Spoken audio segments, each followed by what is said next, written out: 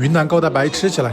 好久没吃云南菜了，今天跟着朋友的好评推荐来试一下都市家。大菜单里的云南菜确实选择很丰富，现在店里特推的就是这个红豆炖猪脚，鬼火酱也是云南的特色，必须来一个。云南的黑暗菜品也必须试一试。店里确实很火，快2点钟了，还很多人用餐。不过人虽然多，但是上菜速度还挺快，菜的出品也更偏传统一些。红豆炖猪蹄非常的滋补，它里面主要是红豆和加一些猪皮以及猪腿一起炖制而成，汤里边满满都是胶原蛋白感。它这个汤里的肉是分了3种，第一种是单独的去了猪皮，所以整个汤不会显得特别的肥。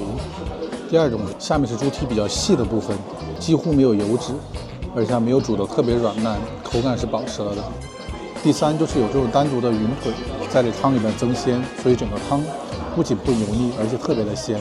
鬼火炒鱿鱼是都市家的独创，鬼火酱是以前一个御厨发明的，当时特别辣，弄得皇帝特别不高兴，因为辣得跳脚，所以后来发明这个酱叫鬼火酱。他家的香辣虎头蜂蛹做的也很好，满满的都是蜂蛹，料给的很足，而且辣椒的香味也很浓郁，每一颗蜂蛹都特别完整，蜂蛹挺脆的，而且炒得很香。如果不介意吃的话，强烈推荐。店里的装饰也都很有格调，很有都市疗愈空间的感觉。作为一家人均100多的高品质云南菜，我觉得值得高分。